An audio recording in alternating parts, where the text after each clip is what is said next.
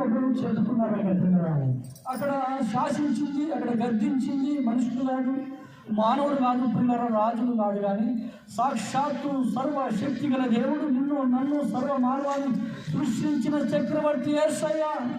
సముద్రాన్ని లోపరుచుకున్న దేవుడు, సముద్రాన్ని కలగజేసిన దేవుడు, ఒక్కసారి ఆయన మాటకే పిల్లలన్నీ లోపడ్డాయి.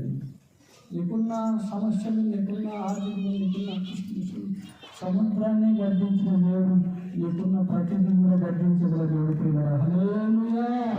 వారు అనుకున్నారు మేము నిఠారం అయిపోతామని. చాలా మంది అడిగి ఇక ఇవి తెగవు, ఇది ఇస్తే మేము లేవలేము అని చాలా మంది అనుకుంటారు పిల్లలు.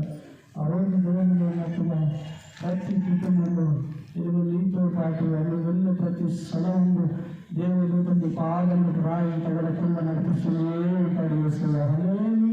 యేసు ప్రభువు ఎందుకు చదివింది అంటే కలవరాల్లో బయలులో ఉన్న వారిని సమాధానం కలగజేయడానికి లోకరక్షకుడుగా ఈ భూమికి వచ్చాడు పిల్లల. 5వ అధ్యాయం పిల్లల, మార్క్స్ వార్త 5వ అధ్యాయము, అది కింద 5వ అధ్యాయం మొదటి నుంచి చదువుతాడు పిల్లల. అక్కడ యేసు ప్రభువు అక్కడి నుంచి ఆదరి నుంచి ఇద్దరికి మరలా వస్తాయి. అక్కడ ఒక యవ్వనస్తుడు ఉన్నాడు.